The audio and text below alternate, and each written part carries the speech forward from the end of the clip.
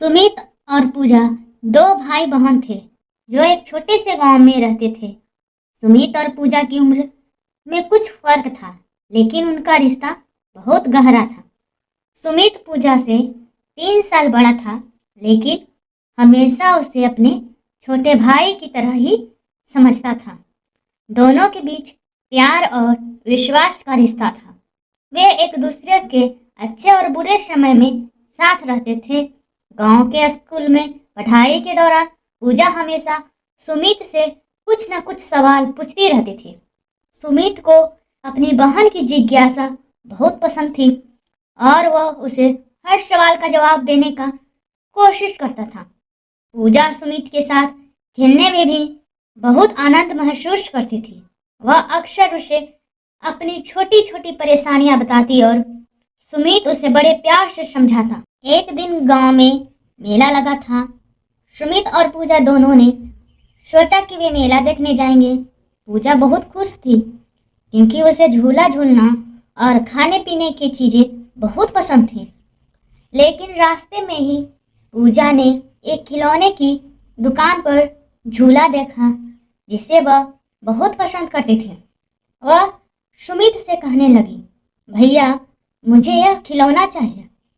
सुमित ने देखा कि वह खिलौना महंगा था और उनके पास उतने पैसे नहीं थे।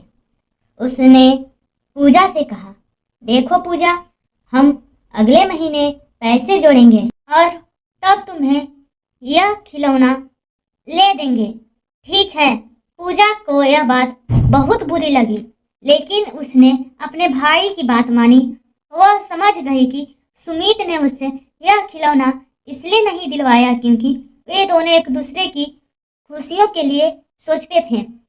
उस दिन जब वे मेला देखकर घर लौट रहे थे तो रास्ते में एक बुजुर्ग महिला ने पूजा को एक सुंदर फूलों की झाड़ी दी। पूजा को बहुत खुशी हुई और उसने कहा, देखो भैया, मुझे तो खिलौना नहीं मिला, लेकिन यह फूलों की झड़ी मुझे बहुत प्यारी लगी। सुमित ने हंसते हुए कहा, देखा, कभी कभी चीजें हमारी उम्मीद से कहीं ज्यादा सुंदर हो जाती हैं।